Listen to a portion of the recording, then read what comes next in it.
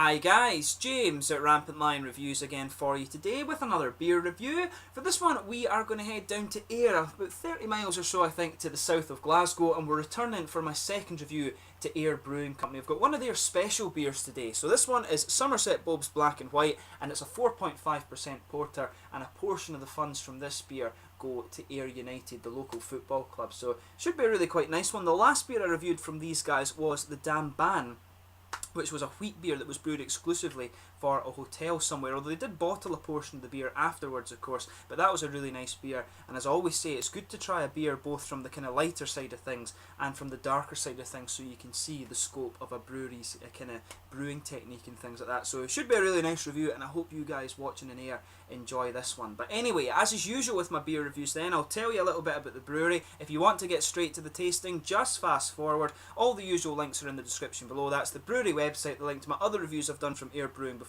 Hopefully I can add some more in the near future. There's all the usual social media. If you want to see more beer reviews, do subscribe to the channel. The whole channel of course has a geography based tagging system, so you can go into the home page and search for beer based on country, city or state, whatever it is you're interested in. Do check out the playlist of beers from different countries as well. There is a Scottish playlist in there that you can check out, and as always, please do get in touch and let me know some of the other beers and breweries that you guys would like to see me review. Always interesting to hear from you guys, and your support of the channel is hugely appreciated. So anyway, to tell you a little bit about Ayr Brewing Company quickly. So Ayr Brewing Company were founded back in 2009 by Anthony Valenti and his brother-in-law Paul Rossi. Obviously some Italian blood in the family there, but this was apparently the first microbrewery in Ayr for over 80 years, and they operate today out of the Glen Park Hotel. They started off with a 5 BBL kit, and this allowed them to produce about 20 to 40 casks of beer per week, but they also bottle a small portion of the beer as well. These guys, from what I can gather, are mainly a cask ale brewery or a keg beer brewery. I'm not sure which one they use, but I think it's mainly that their beer is found in the hotel obviously, and pubs around the local area. But over the last few years they've actually won quite a number of awards as well, and if you go and check out the brewery website, or the hotel website I should say, and the brewery Facebook, like I've put in the description below, you will see all the different beers that they do. They've got a few I think they've got a couple of pale ales, they've got a porter, they've got a stout, and a few things in there. So they are a very small setup, and of course that's the beauty of craft beer, because it is really quite local. But the last beer I had, as I said, from these guys was one brewed exclusively for a hotel, and it was pretty nice. The Damn Ban, actually, a nice wheat beer. So I'm interested to see how this porter beer turns out. But just to tell you a little bit about this beer actually, so as I mentioned to you at the start of the beer, this one, it's kind of done in association with Ayr United a little bit. It's named after Somerset Boab, who's actually written a number of songs for Ayr United actually. And Somerset Boab is really a bank manager called Richard Merry. If you type in Somerset Boab, you'll see the YouTube videos come up, and he's got a Twitter account and things like that as well. But this beer was introduced in 2013 as a fundraiser for the club, and it was to help them bring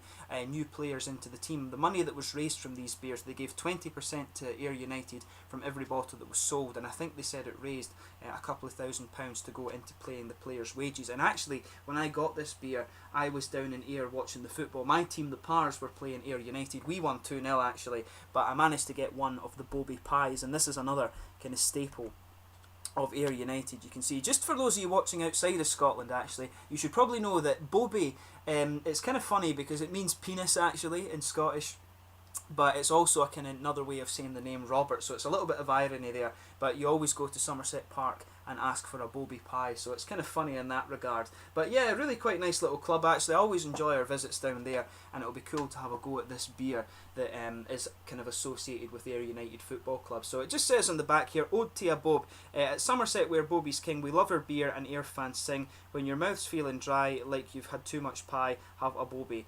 Oh, the taste is divine, it's a beer that's so fine, have a Bobby. Ayr boys sing, ting-a-ling, ting-a-ling, ting-a-ling, ting-a-ling, the Boab's beer's a belter, and we'll sway in Somerset's way every single day like a true honest fella. When my beer makes you drool, when you're feeling so cool, drink the Bobby. Let Moff dance down the street with a ball at his feet. That'll obviously be a reference to Michael Moffat, who now plays for my team actually. Quite a hard working wee player him, but when you have the dream, you know you're not dreaming. Excuse me, Ayr will see all of your 20p. So yeah, have a Bobby. So yeah, just like have a little look at the artwork there. This is the kind of thing. That's the picture you'll see on the Twitter account if you Google Somerset Boab, and you can see there plain bottle cap on this one. But like I mentioned, a 4.5% porter beer this one. So let's get it out and into the glass then. We'll see how we get on with this beer. So yeah, nice wee smoky opening there. as we open it up, and we'll get it out and into the glass.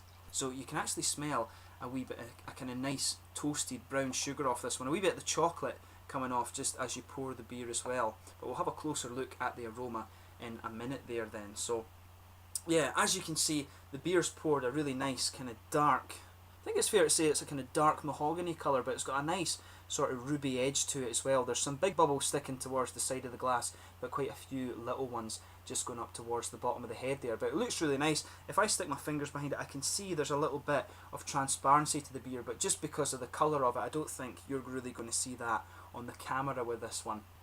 But a nice looking beer, this one. Quite red actually for a porter, I think. Normally I remember porters being a little bit darker and usually a bit hazy, but this one's really quite clear. But a very nice looking beer. So let's have a closer look at the aroma of this one then. Yeah, you know, kind of exactly what you'd expect. A nice sort of brown bready character in there.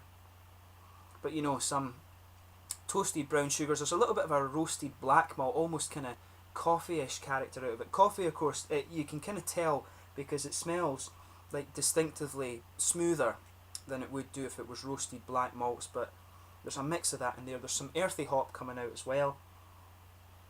Yeah, and you can definitely get a little bit of a sort of red fruity ester out this beer. There's some sweet chocolate, brown bread like I say, toasted brown sugars, a little bit of that kind of roasty coffee malt, wee bit of red fruity ester. It's got everything you'd kind of expect from this porter style. So as I always say, just take a little bit of time and enjoy the aroma of this beer before you get stuck in. That's always half the experience with craft beer, of course. But yeah, really nice smelling beer. So let's get stuck into this one as well. Since at the game there was a wee tribute to a guy called Kerr McPherson, one of the Ayr United fans, who I think he died during the week just before the game. We'll give a wee toast to him because, you know, you have to respect fans that support their local clubs, and apparently he was a big fan of Ayr United. So we'll give a wee cheers to Kerr McPherson for this one, and I hope his family can get through the difficult time. Cheers.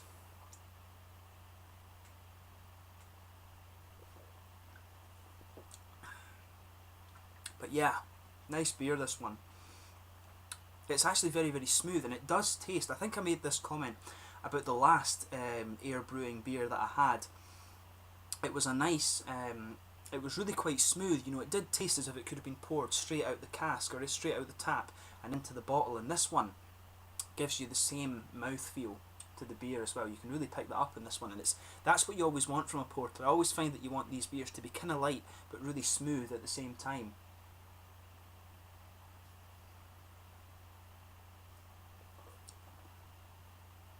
Yeah, that's nice. So, you know, the flavour's kind of, it's exactly what you'd expect, but it's quite well done. So, the middle of your palate, you've got this kind of pale malty character that just blankets the middle of the tongue, but on top of that, you can feel a little bit of the kind of brown bready character just coming out there, and there's a sort of toasted brown sugar sweetness there just as you move out towards the end of the palate. There's some chocolatey sweetness there in the middle of the palate as well, but I'm not getting so much of the roasted sort of black malt that I was expecting from the aroma. It is quite a bit sweeter, this beer, than you do expect when you have a smell of it.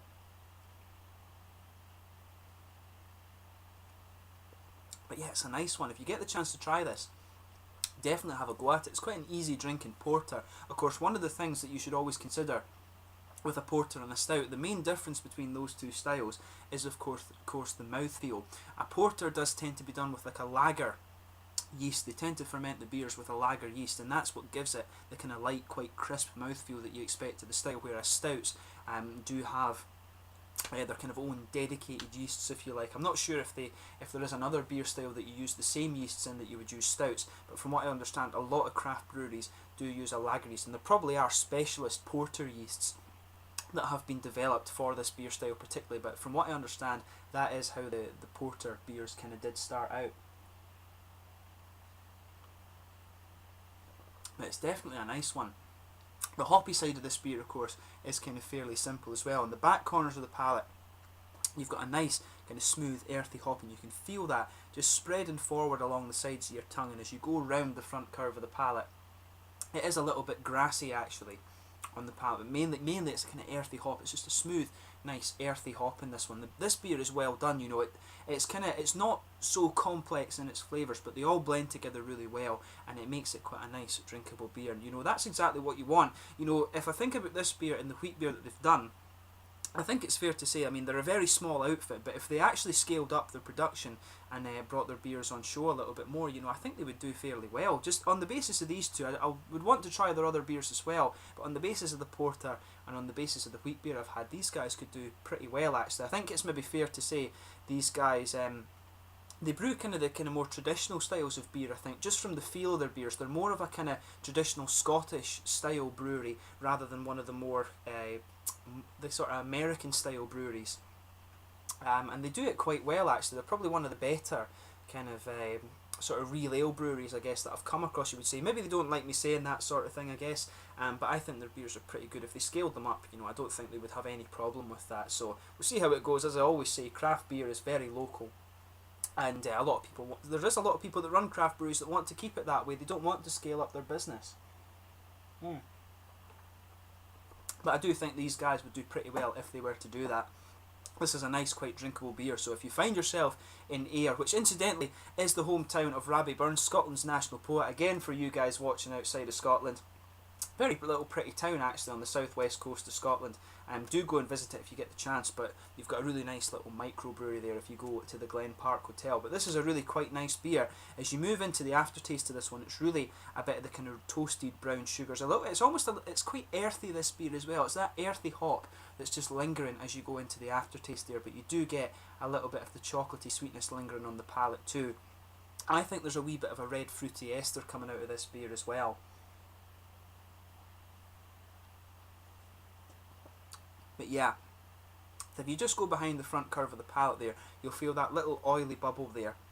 And there's just a little bit of a kind of, maybe figgy, but a kind of candied red fruit ester. As I always say, the sort of candied red fruit esters you get out of a lot of these beers, they remind me of the little heart-shaped sweets that you get in Haribo Star Mix, and there is a little bit of that flavour just behind the front curve of the tongue there in this beer, and it's nicely done.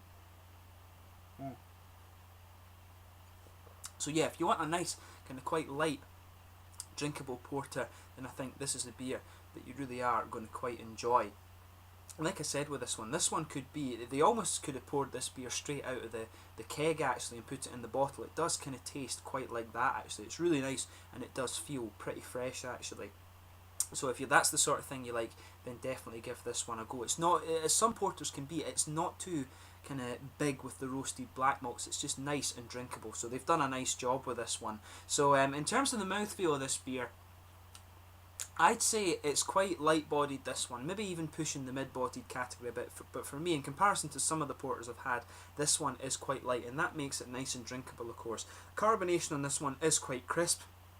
It's got more of a wet mouthfeel than an oily mouthfeel, I would say.